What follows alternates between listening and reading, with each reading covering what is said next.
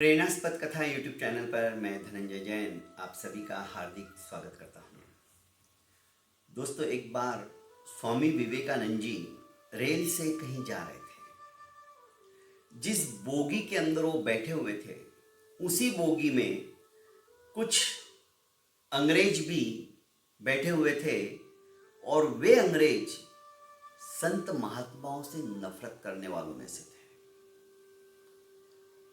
जी भरकर अपनी आंग्ल भाषा के अंदर वे संतों का उपहास उड़ा रहे थे अपनी वार्तालाप के दौरान और उन्हें भला बुरा कह रहे थे। उन्हें लग रहा था कि ये जो संत महात्मा होते हैं इनको इंग्लिश वगैरह कुछ नहीं आती है, ये धरती के ऊपर बोझ है, इन्हें कमाना धमाना तो पड़ता है नहीं, बस बैठे बैठे इनके भक्त लाकर खाने को दे देते हैं और ये मटर गश्ती करते रहते हैं। ऐसी भावना से ओतप्रोत जो कि उनके मन मस्तिष्क के अंदर ऐसे विचार भरे पड़े थे, वे एक एक करके आपस में वार्तालाप करते हुए बताए जा रहे थे। स्वामी विवेकानंद जी अपने ध्यान में मस्त थे, उन्हें कोई लेना देना नहीं था इनसे। पर जैसे ही एक बड़े स्टेशन के ऊपर, जंक्शन के ऊपर यह ट्रेन रुकी, क्योंकि वहां पर इंजन चेंज होता था और करीब करीब आधा पौन घंटा गाड़ी वहां रुकती थी। लोगों को पता था, भक्तों को पता था कि स्वामी विवेकानंद जी अमुक बोगी में आ रहे, तो हजारों की संख्या में उनके भक्तगण, उनके अनुयायी रेलवे स्टेशन के ऊपर जमा हो गए थे और उन्होंने निवेदन किया कि स्वामी जी कुछ 10 मिनट के लिए ही सही आप हमें प्रेरित कीजिए, उद्बोधन दीजिए। स्वामी जी ने 10 मिनट के अंदर एक सुंदर से विषय के ऊपर विस्तृत रूप से उन्हें समझाया, बताया, अपनी भावना की अभिव्यक्ति की। उद्बोधन समाप्त होने के पश्चात कई लोगों ने उन्हें इंग्लिश में प्रश्न पूछे।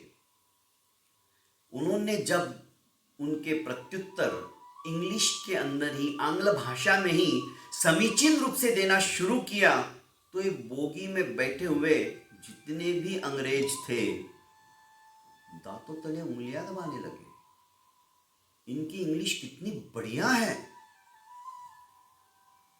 और जो हम आपस में वार्तालाप कर रहे थे, बातचीत कर रहे थे, इन संतों को नीचा दिखाने की बातें कर रहे थे, इन्होंने सुन के भी हमें कुछ नहीं कहा, पर ये तो सब समझ गए हम क्या बोल रहे थे। खैर, ट्रेन ने सीटी बजाई, सभी भक्तों को अलविदा करते हुए स्वामी जी वापस अपनी बोगी के अंदर आकर बैठ गए। ट्रेन सरपट दौड़ने लगी। हिम्मत करके एक अंग्रेज ने कहा कि स्वामी जी, एक सवाल आपसे पूछना चाहता हूं। हम कब से आप सभी के बारे में, संतों के बारे में गंदी गंदी टिप्पणियां कर रहे थे जो कि शोभनीय नहीं है, नीचा दिखा रहे थे। आप इतनी अच्छी इंग्लिश जानते हुए भी हमारी बातें सुनकर आपने हमें टोका क्यों नहीं, रोका क्यों नहीं, हमसे झगड़ा क्यों नहीं किया? क्या हमारी बातें आपको बुरी नहीं लगी? स्वामी जी ने कहा कि मैंने आपकी बातें सुनी अनसुनी कर दी। मेरे पास इतना समय ही नहीं था कि मैं आपकी बातों के ऊपर ध्यान दे पाऊं और मैं आपके प्रति रोष करूं, आक्रोश करूं या आपसे झगड़ा करूं। इसके लिए मेरे पास समय ही कहां है। मैं अपने मस्तिष्क के अंदर, अपने ही दिमाग के अंदर आने वाले विचारों के सवालों का जवाब दे रहा, मैं ही इतना व्यस्तता दे रहा था कि मुझे आपकी बातें कुछ समझ में नहीं आया। समझ में भी आई होगी तो उन बातों के ऊपर क्षोभ करना, उन बातों के ऊपर क्रोध करना, इसके लिए मेरे पास समय नहीं है। इतना सुनना ही था कि सारे के सारे अंग्रेज उनके चरणों के अंदर नतमस्तक हो गए। उन्होंने कहा, आप हमें भी ज्ञान दीजिए और हमें अपना शिष्य बना लीजिए। वे सभी के सभी स्वामी विवेकानंद जी के शिष्य बन गए।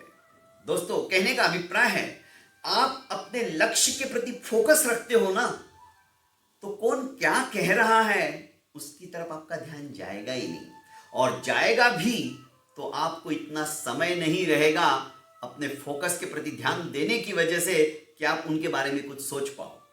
दोस्तों, यही होना चाहिए।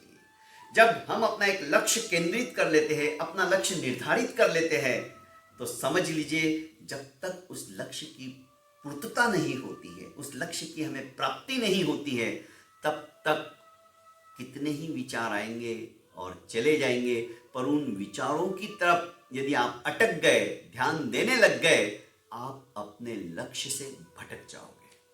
यही कारण है, ये जो भी बड़े बड़े महापुरुष हो गए, संत महापुरुष हो गए, उनके जीवनी के अंदर जो कुछ लिखा हुआ है वे हम पढ़े, स्वाध्याय करें, आत्मचिंतन करें। जब इस तरह से हम करने लग जाएंगे दोस्तों, तो हमारे जीवन के अंदर भी आलोकित हो उठेगा, प्रकाश से जगमगाने लग जाएगा, प्रकाशित हो जाएगा हमारी आत्मा, अंतरात्मा। इसी तरह से छोटी छोटी ये प्रेरणास्पद कहानियाँ प्रतिदिन आप सुनना चाहते हो, किसी और को सुनाना चाहते हो, तो मेरे इस चैनल को लाइक कीजिए, सब्सक्राइब कीजिए और ज़्यादा से ज़्यादा फॉरवर्ड कीजिए। बहुत बहुत